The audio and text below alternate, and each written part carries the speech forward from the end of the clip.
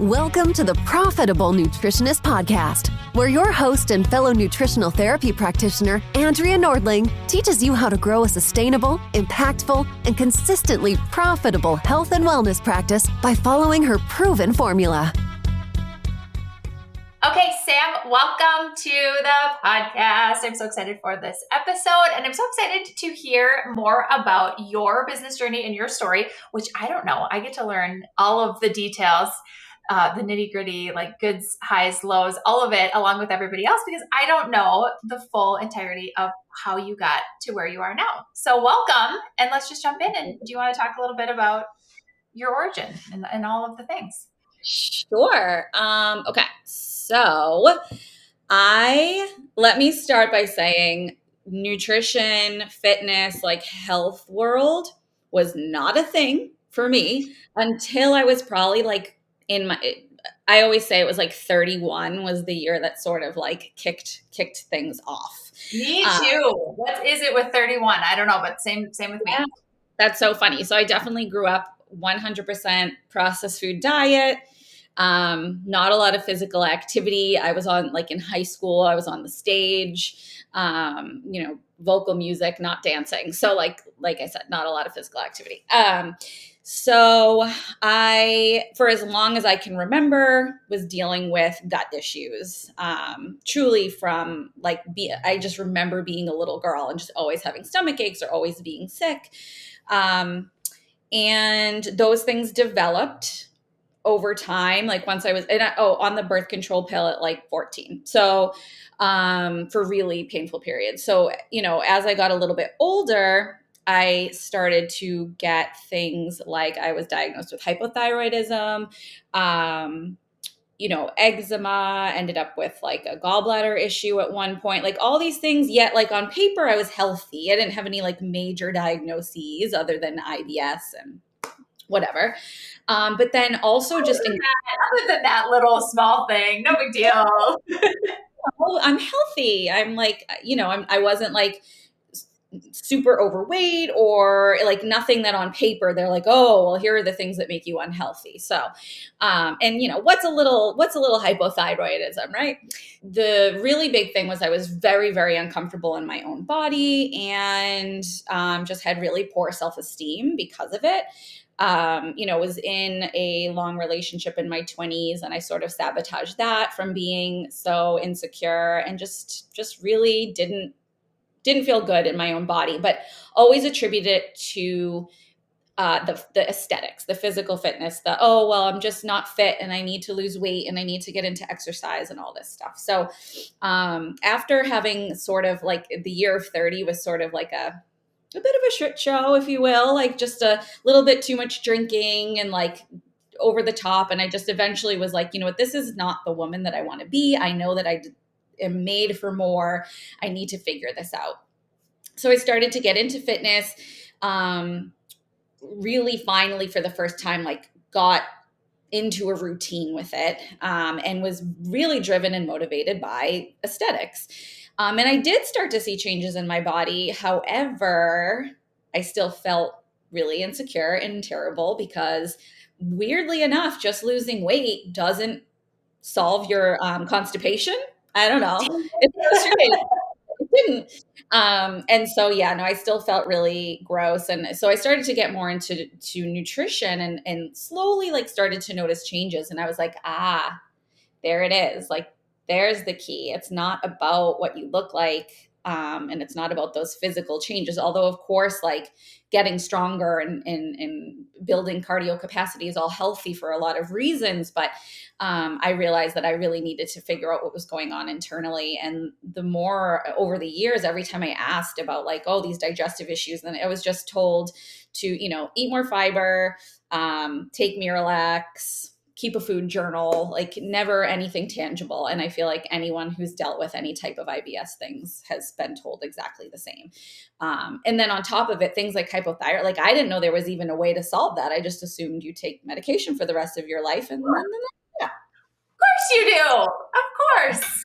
That's what you're told. And we put so much trust into our medical professionals. We expect them. We like sort of, we don't think that we are in charge of our bodies. We think somebody else is. And so, I think that's the big dynamic that I try to help people shift now. But anyway, went back to school to the NTA, became a functional nutritional therapy practitioner, to continue to figure out how to solve my own issues, as well as, wow, if I'm going through this, I know there's a lot of other people. And the difference it made in the way I felt in my body and my confidence was so incredible. And it just made me realize like how much power I had over my own life, that I now wanted to bring that to other women.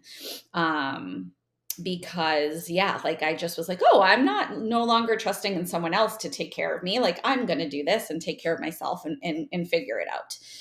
What year is this? What's the timeline? Not that we're trying to figure out how old you are, but I mean, I will do the mental math. Just kidding. So I'm 39, but I went through the NTA in 2019.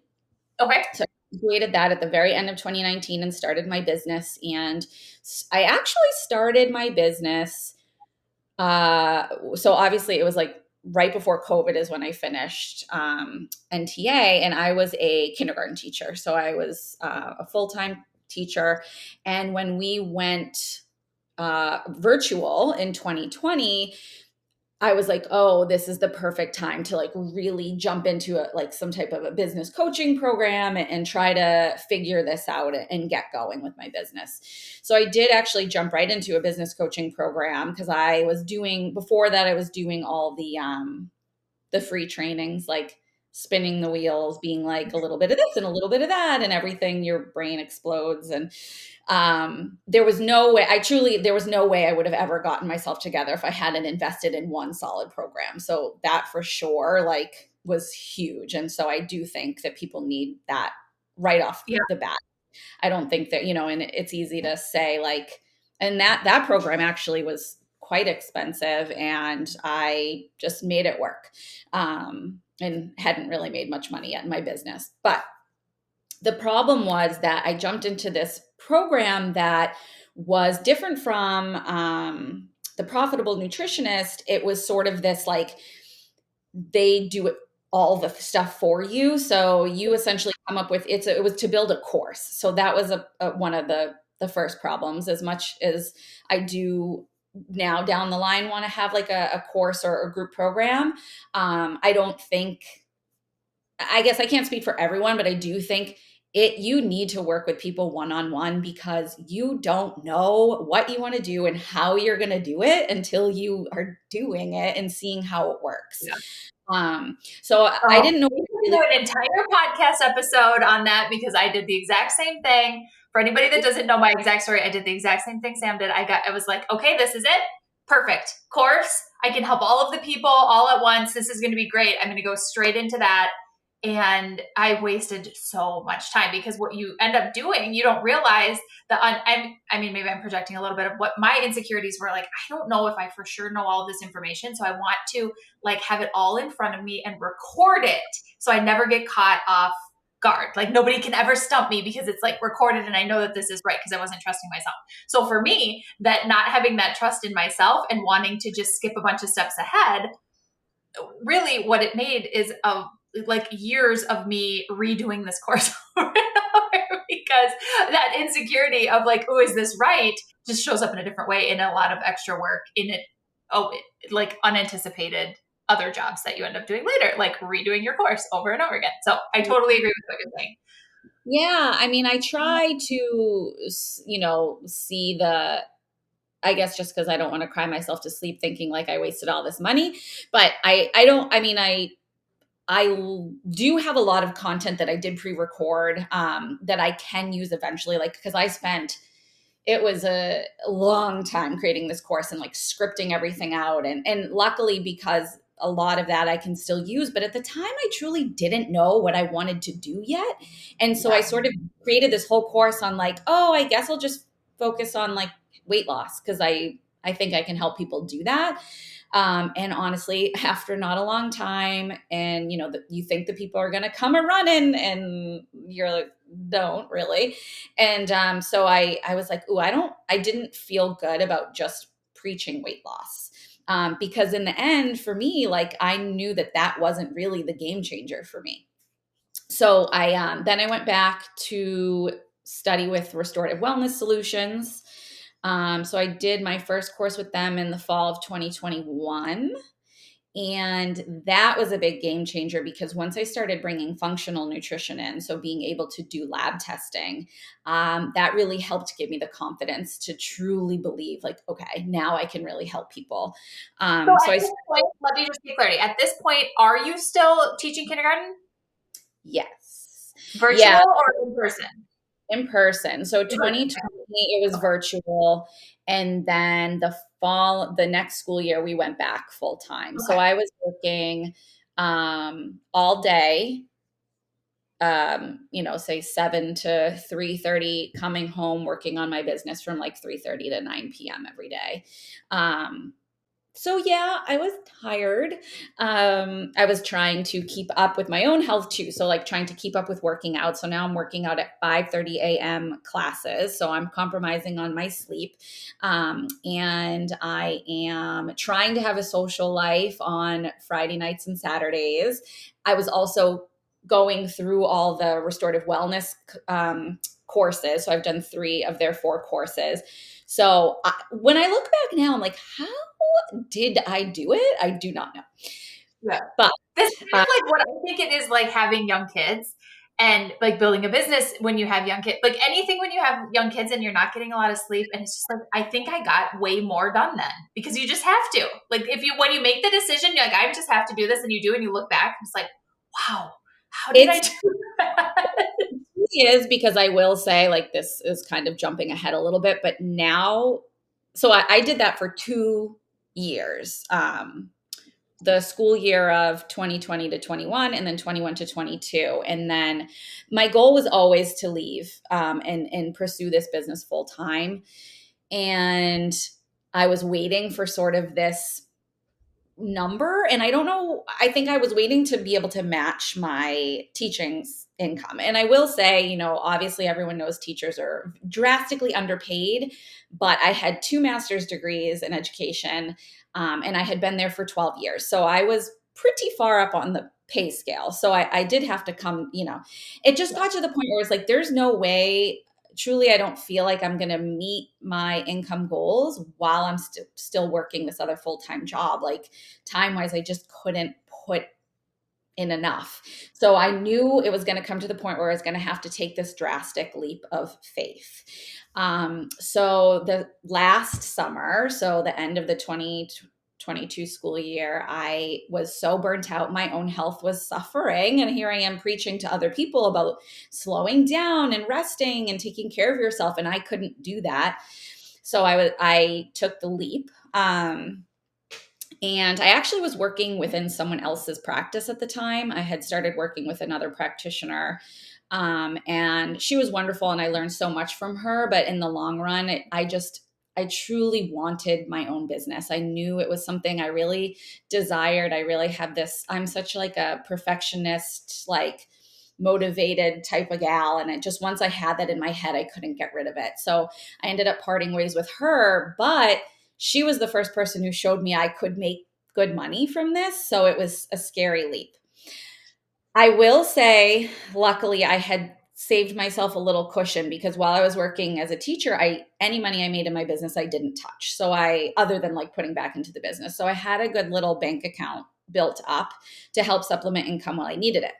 And I truly thought in those first few years of business, I thought I had built an Instagram account to about 6,000 followers, which isn't crazy, but it's not small.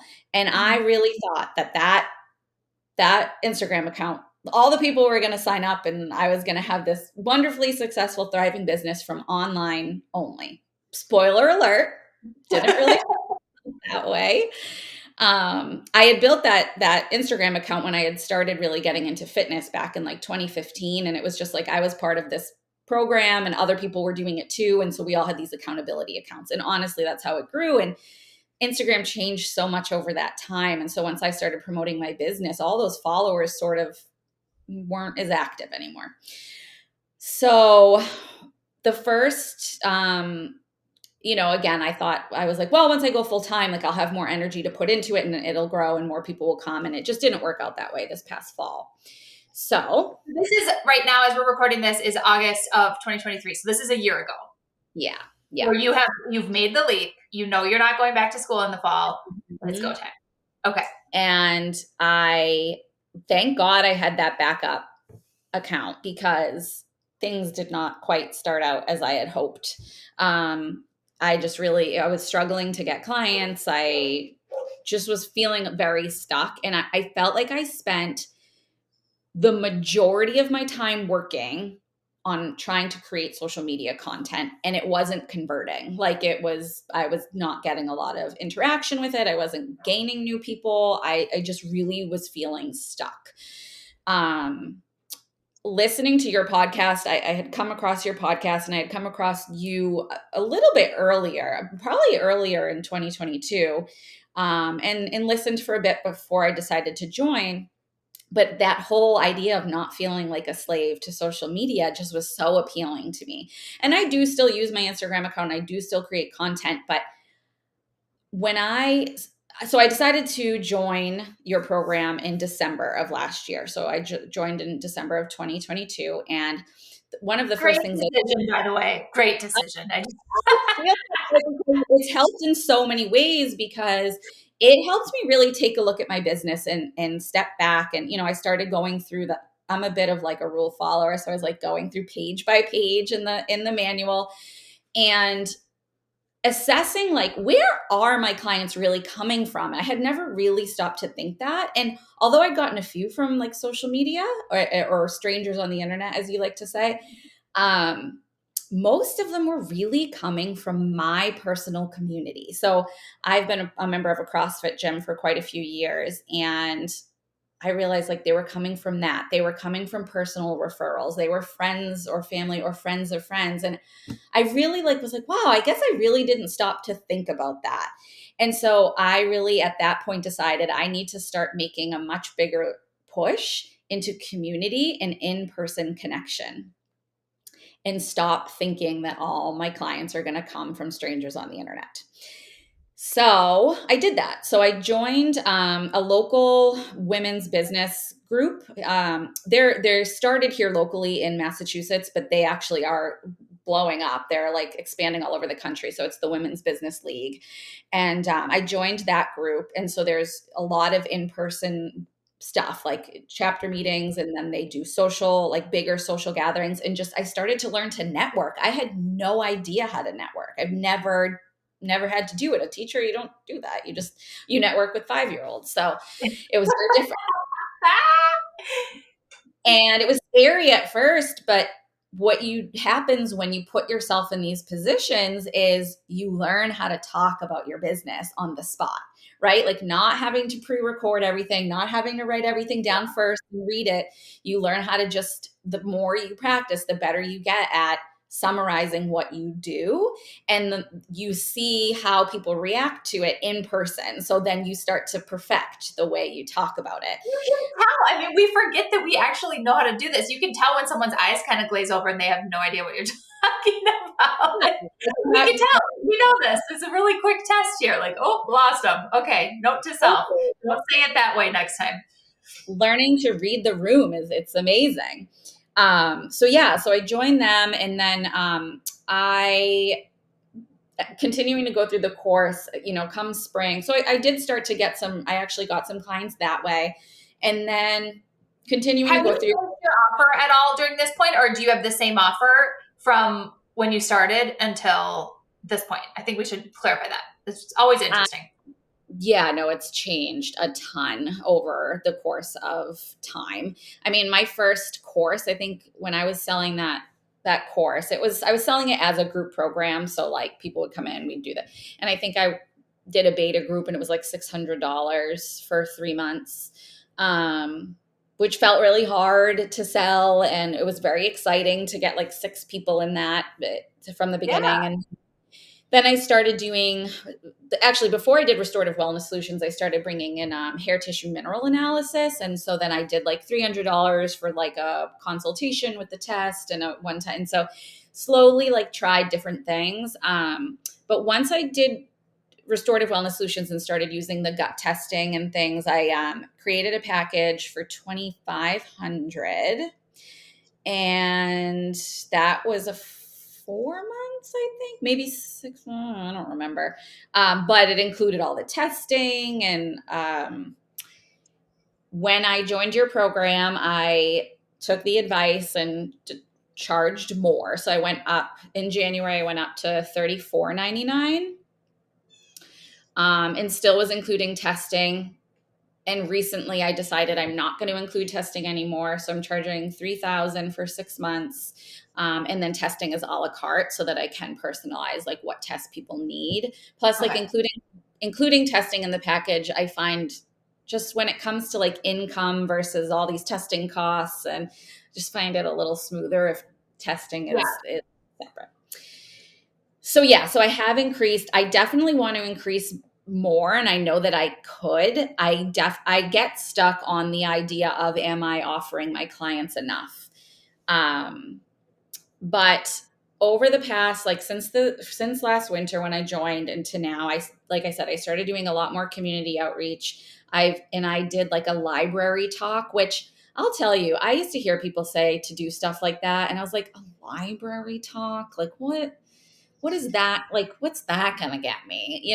And I got 4 clients from this one particular. Amazing. Okay, let's dive into that. I'm super interested in this. I love it. And I have the exact same thoughts on things like that, or I have in the past. So like, really? Does that work? Because we get so enamored with like the flashy, run an ad on Instagram, do this. It's like, remember, there was business before the internet. It actually was. So, okay. So how did you get introduced to the library talk? What did you talk about? How did it get promoted? I want to know all of it.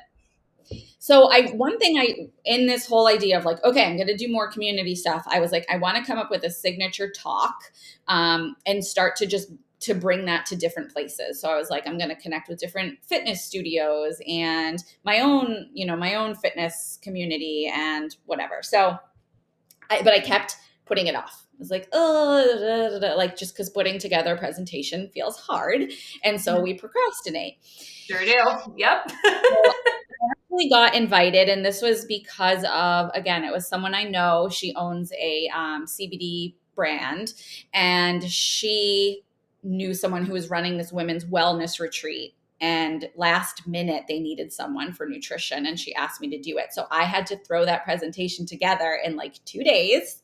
Amazing. But it was a blessing because it made me do it. I am the queen of procrastination, and I just always wait. So I work better under pressure. Not that I should be doing that, but anyway. So the library talk was actually a woman that I used to work with. She had retired, and she was working part-time at this library in a little town next to me, which is a town that is, people can typically afford these types of services. And she just was like, yeah, we do these talks. Like, I can give you the name. And I was like, oh, sure. That's great. But again, in the back of my head, I was like, yeah, okay, like fine. I'll do that. And, the room was pretty full for like an in-person event on a Saturday morning. There were like 30 people there. Okay, so the libraries has promoted it. They've had like signs up or something. You didn't promote it. I didn't. Nope. I mean, I think I did put maybe a post up, like I shared on my personal Facebook page, but there was only like one person there that I actually knew from my life. No, they promoted it because they do these talks like this. They have a series of things. And so, they promoted it, and it was virtual as well, but I don't think there were many people virtually. It was mostly in person. And I'll tell you, between the women's wellness retreat and then doing that, and then I did another one that was virtual, and doing the in-person, I actually preferred. And here I was thinking my whole business was going to be virtual, but I did one virtually for a group, a local spin studio that I used to go to, and I knew the owners. So I, reached out to them, and it was one of these things where maybe one person had their camera on, but most of the cameras were off. So you're not talking to anyone. And I learned that maybe it was the teacher in me, but I really feed off of that live in-person connection and like being able to read the audience. And I felt so confident presenting in front of people, so much more so than I thought that I would. And I Yeah. felt like kind of a mess when I was presenting to all the off cameras online. Yeah. I was like, it's so interesting to learn, but I wouldn't have known until I tried out all these different types of presentations. Right. Oh, that's so good. Okay, so you have your signature presentation. What did you learn? I want to kind of like pull back on that a little bit, and because everything you said, so spot on. We put this off. It's like, this is going to be such a big deal because it has to be. I think the reason we do this is because the underlying thought is like, this has to be perfect. If this is going to be my signature presentation, it has to be the right presentation. It has to be exactly right. That's going to convert to clients. I can never change it. This has to be good. And then, of course, with that amount of pressure, who wants to get started with that project? No one. So we put it off. Okay, but you did it. 48 hours, you did it, you created it. How did you decide what you wanted to include in that presentation? And like, what did you learn from it? I'm just curious. Yeah, no, that's a great question. So I decided to just focus because I didn't know for sure exactly what area to focus on. So I am still like, I'm like slightly niched in the sense that the way I market is women who are struggling with gut and hormone related symptoms that are holding them back from really showing up in life the way that they want to. And again, clearly that was like the previous me. And so that's just where I am marketing. So it's not super niche. And so I think something I have to remind myself of when I'm working with clients is, especially the more lab testing you learn, the more you start to get too nitty gritty, and you have to constantly remind yourself that we are here to support those foundational aspects and how much influence those things have. And something I try to preach in my messaging is like the fact that there's so much information out there that it feels so confusing and feels so hard when we can really focus on some simple things that can make big changes. So I decided to really stick with the foundations like we've learned and like we learned in the NTA. And so I created the presentation to be like, we want to support our foundations. Here are the areas we need to focus on. So I did like, I think I did like gut health, nutrition, gut health, blood sugar, and then like the lifestyle areas. And so for each one of those, I talked about like, here's why this is important. Here are some simple things that you can do. So what I learned from the presentation I put together was that, I think it was a little too many things. So now I know I need to focus it in a little bit more. And I think one of the biggest things, although I did talk about my business and how I use testing to like really get like, oh, if you're really struggling with these things, testing will help. And I did throw it in a bit, but I think I need to craft it a little bit more to continuously bring the conversation back to, and here's how my working with me is the solution to this issue.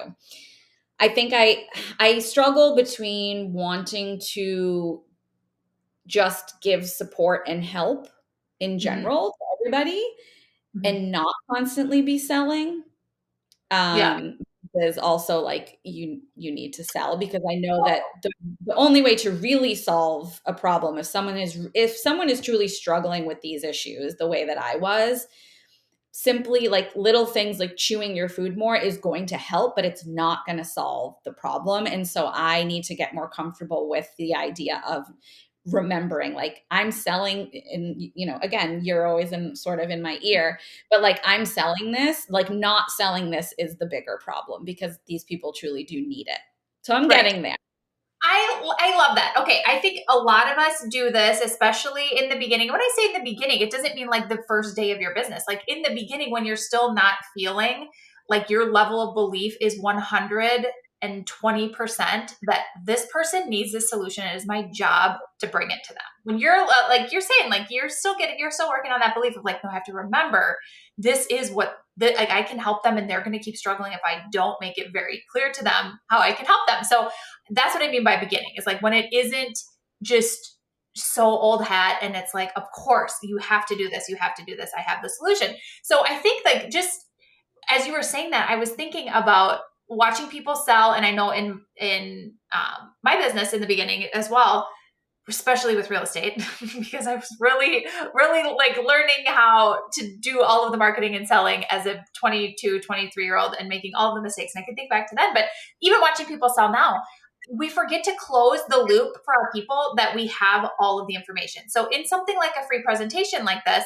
you're giving them like information on what the problem is that they think they have, but here's the actual problem and here's the solution. And it could be, if you don't do a good job of wrapping it up in a tidy bow and saying, and you don't even actually have to know any of that because I'm going to help you solve it. I just want you to understand what we're doing together, but I have a process.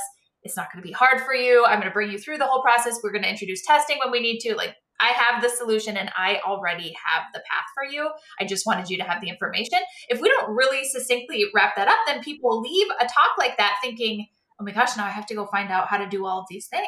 Because we didn't confidently sell and say, no, you actually don't. I have the process and I can help you do it. So we could actually leave them feeling much more overwhelmed because we think as marketers, it's implied that I can help them. They understand that if they want it, they're going to contact me. They have my email address or whatever. We think like, well, of course they know how this works.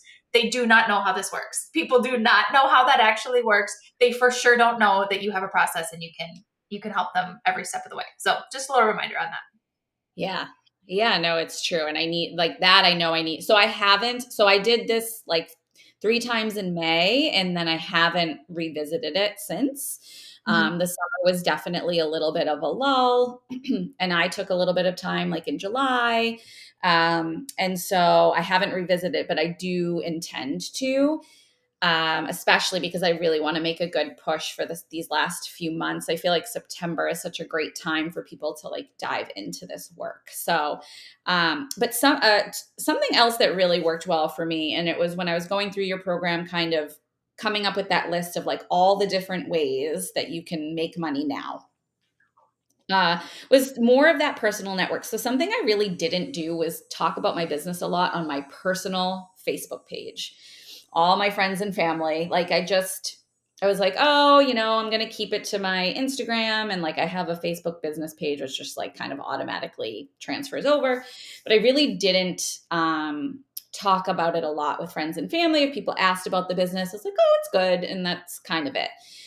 So I did put out a referral or a post that was it was asking for referrals from friends and family, but also in a way that was kind of like, but you too. So I put it out as like, oh, I don't talk about my business a ton here. And a lot of people are interested in what I do. So let me tell you a little bit about it. And I basically put it out as referral is the best form of marketing. So if you know anyone who, and then I said, complains about not like always being tired, think of me. If you know someone who is struggling with painful periods, think of me. And so I listed out all these different symptoms, and that ended up being really powerful. And I got a few personal connections that reached out. And then like my college roommate who I hadn't spoken to since college referred me to some random girl that she knew, and she became a client. So you truly never know who is going to push your message out there for you. And as much I think as we as practitioners feel like the market is so oversaturated because we surround ourselves with people who do the same work as us. Mm-hmm. Most people who need us have never heard of anyone like us. They don't know. It's like the secret society. They don't know how to break into the secret society. They literally like, we think there's so many of us out there. And I truly like that one client that came from like the old college roommate. She was like, I have been searching for someone like you and I couldn't find anyone. I was like, really? Like, I feel like there's so many, but she just really needed that gut health support. So yeah, I think we get in our own heads about what we see around us, and we forget that like the messaging we see is curated by us because that's who we are. But most people are just looking at like makeup tips on their Instagram, and they're not seeing holistic practitioners. Or they don't even know what to search for if they Yeah. did. I mean, I think as a nutritionist or anyone that calls himself any sort of nutrition professional, we, to your point, think, well, everybody knows that nutrition, like if you have insomnia, you would look at nutrition. If you're pre-diabetic, you would look at nutrition. If you have IBS, you would look at nutrition. We take for granted that people know that they would even search for a nutritionist to solve that problem. They literally have no idea. No idea that that's who you would even search out. So, like, A of all, what a great service to people in your personal network to remind them, like, there are other practitioners other than your doctor that can probably help you better. I might be one of them, and kind of get that conversation going. But also, people in your life don't know what you do because they don't know, like, what we can do as nutrition professionals, the kind of testing you can do. Like, people don't even know where to find it. It's such a great reminder. And I will say that in stage 2 of the Profitable Nutritionist program, there is a letter template, like some swipe copy that you can borrow to do this kind of a little post or email letter. You can use it in various different ways, like Sam did, to just get the word out to your people. This is the kind of person I work with. Send them to me. And it will inspire conversations with those people in your life, like she said, as well as probably generate referrals. But they'll get people talking to you like, hold on, you do what? I didn't know you did that. I didn't know you could do that. I didn't know that. Anyway, good conversation starters for sure. Yeah. So I think like the beauty of all of it is that I really had taken the pressure off of the idea of having to get all this new reach on social media.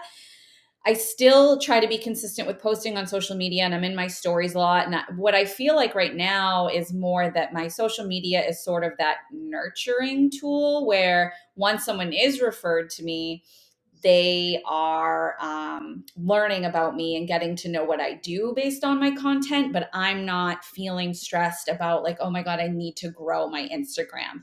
If it grows, would that be great? Sure. But I know that's not exactly the place I want to be putting my time and attention right now. I'd rather be putting it into the personal connections. And the other thing with that too is like, when you meet someone in real life or they're referred to you, they are so much more likely to start working with you sooner than if someone just randomly starts following you from a reel on Instagram. I got actually a new client yesterday who we didn't even end up getting on a sales call or like my free strategy call because she was referred from a close friend of mine who was also a client who was struggling to get pregnant. We worked together. She got pregnant. Yay.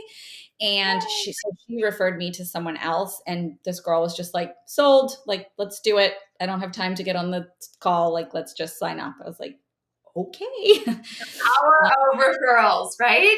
Word of mouth. I love it. So I did create a referral program and just recently like reminded all my current and past clients of that. So I do like, gift them or like a reward system for if someone comes to me that signs up from them, then I send them a gift card.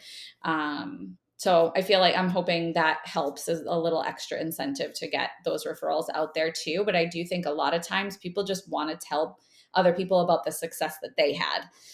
And so that's really what gets people in the door.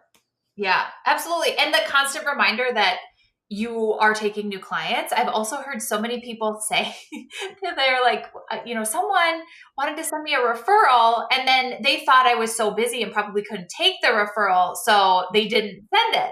And I'm like, well, that's kind of fascinating. I mean, they think that you're like so booked. So that's great that, that's the perception, but just the reminder, like, yes, I have openings. Yes, I'm taking new clients. These are the kind of clients I work with. Always good to drip on that for the referrals too. Yeah. I think it's that constant reminder of like always sort of selling, quote unquote selling, but really just reminding people like, this is what I do. This is how I do it. And that that feels hard when you're first starting out. It feels hard. You feel like we all got into this business to help people and do the nutrition thing. Not many of us have a sales background or a marketing background for that matter. And so it's just learning that constantly reminding people that you can help them and that you're here and that you're taking clients and doing all the things. So I will say like things definitely started at my income has steadily grown over since the beginning of this year. I had almost my first 10K month. in June. It was like just a little bit shy.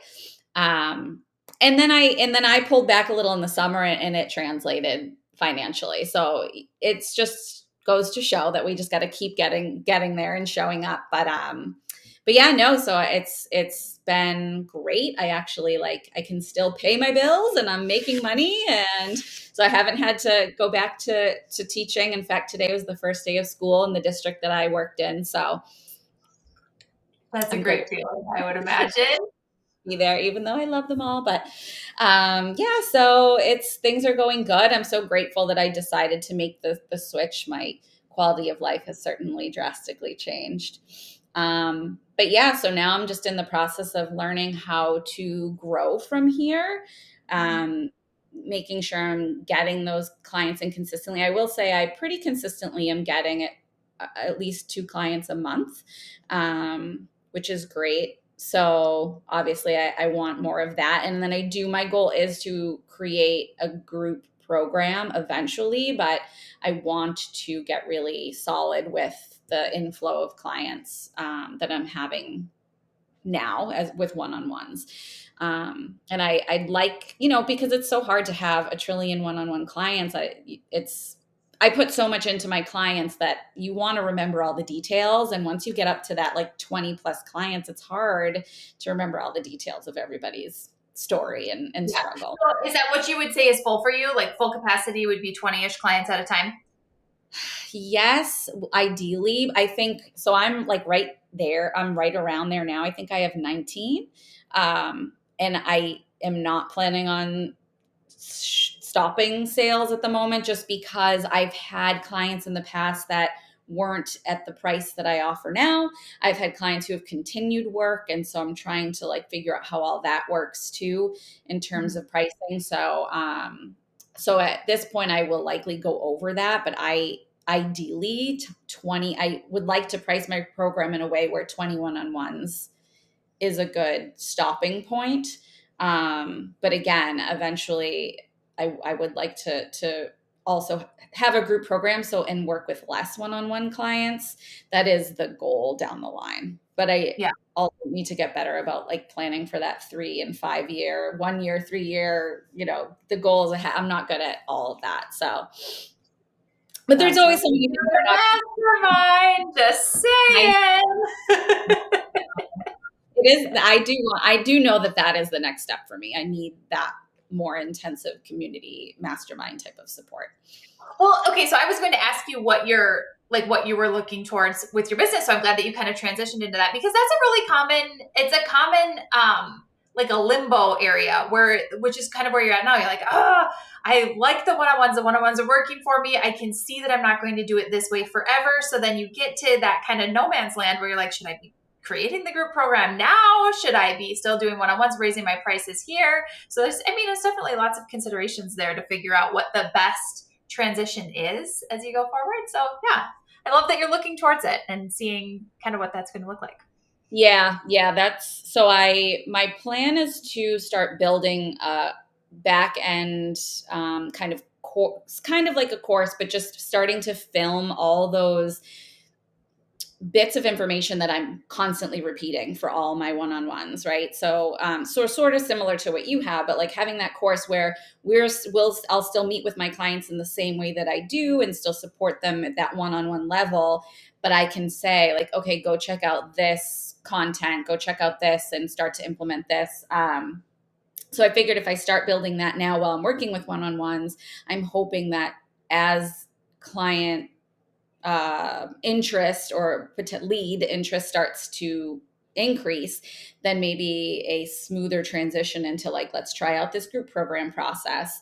And I kind of want to do it sort of similar to and that's been a benefit of being in your program, is seeing how you run it that sort of constantly coming in. People might be in different places, but you can support everyone at the same time on group calls. So yeah, that is the goal, but the timing, it's tricky to figure out when to do that. So my original thought was I'll do it this fall. And then all of a sudden this fall came almost. And I was like, I think I need to stay where I am for a little bit longer. But, so I think I do need that extra support to figure out like when the transition is going to happen, and also to have that little extra accountability and push and motivation, I think would really benefit me, because I tend to really focus on clients, get all my client stuff done, maybe get some content up for the week, and then all those projects that are there that I know I need to do to move things along. Those are the things that are easiest to say, oh, I guess I didn't get to it this week. I'll get to that next week. And I know I need to start putting more attention on those things. Yeah. I will say, just like tactically, for anybody that's in the same boat, well, first of all, apply for the mastermind, like I said to Sam, but because we go through like there is a process for this, but I will just say I don't want to leave anyone hanging on that. It is a different beast to sell like a group program that's going to have a start date where you're selling a bunch of people to start something at the same time. And what you end up doing is you spend a lot more time, like considerably than you ever have before, on the marketing and the selling of it. So I see a lot of people kind of underestimate that, because with one-on-ones, especially when you can take people on a rolling basis and it doesn't really matter that they're all starting at the same date, it's much easier selling. I mean, it's different. Maybe easier, harder isn't the right way to say that, but it's different. And so the appreciation for really how much time and planning needs to go into the marketing and selling of a group program is underestimated, I think, a lot of the time. So I love that you're stretching this out for yourself and giving yourself a lot of time. I would say for anybody that's in that boat, when you're looking towards transitioning from one-on-ones to group, give yourself a really long runway, because what you're going to be doing is creating the marketing and selling. You think you're going to be creating your group program? No. The group program is going to come like last minute, the day before you deliver it for that week or whatever your cadence is going to be. But the marketing and the selling is like months of preparation to do that well, so that you fill the group. So I would say that. Yeah, that's good to know, because I really didn't think about that. It is. Like, we just think it's the content in the program. I have to nail the content in the program. And that is the least of your concerns when you're selling a new thing. So like, first we got to get people in the program. We know we're going to show up for our clients. We know it's going to be great. We know we're not going to let them down, even if it's a couple like all-nighters or whatever it has to happen to get the content for the program. You for sure will do that. You'll figure that part out. But we really underestimate the marketing and selling time. So yeah, just give yourself lots of time. Yeah. Yeah. And I will say I did. So I have yet to do level 4 with restorative wellness solutions, and I do plan to do it. And for me, it was really hard to not do it this fall, because I like to, when I start something, I like to finish it. That's just the overachiever type A personality that I am. But I had to talk myself out of it, because I know right now I need to be focusing efforts on my business and growing my business, and honestly too, reminding myself how many tools I have and how much I can help my clients with exactly where I am right now. Because it's so easy the clients that are harder, it's so easy to look at them and be like, oh, I don't know enough. But I do have so many clients who have had so much great success, and I just need to remind myself that, because I can do all the things now, and I really need to not worry so much about continuing to learn. Of course, I'm going to continue to learn as I go, like with nutrition and anything like that. We need to continue our education as we go, but there needs to be an emphasis on the business side. So that is my goal for this fall. I love this. I'm so excited to watch it unfold for you. I totally agree. This is the best time of year to be selling to people for their health goals. I have the belief, it has been true for me, and I would just give it for everybody to take and run with it, that the end of the year, I would say like September and on, is when all the money is made. So go help all of the people. It is the best time for sure. Anything else that you wanted to talk about today that we didn't touch on? Is there anything any words of wisdom you would impart to somebody who's not as far along as you are?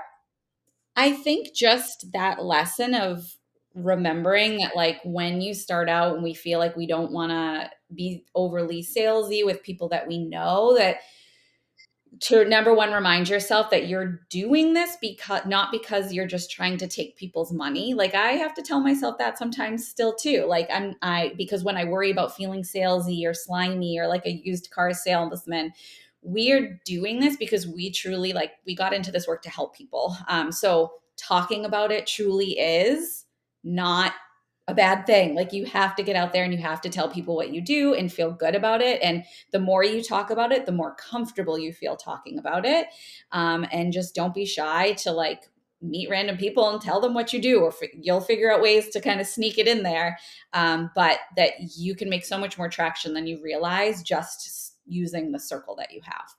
Yes, the ripple effect is so big. It's so big. And we think we have to go so far out to get that effect. It's like, no, it starts here. It just starts small with you in the middle. And those conversations that would be so easy to not have, but those are the ones to have, because then the ripples start going. Yeah. Oh, I love that so much. Okay, Sam, where does everybody find you? They want to come and stalk you. How do they do that?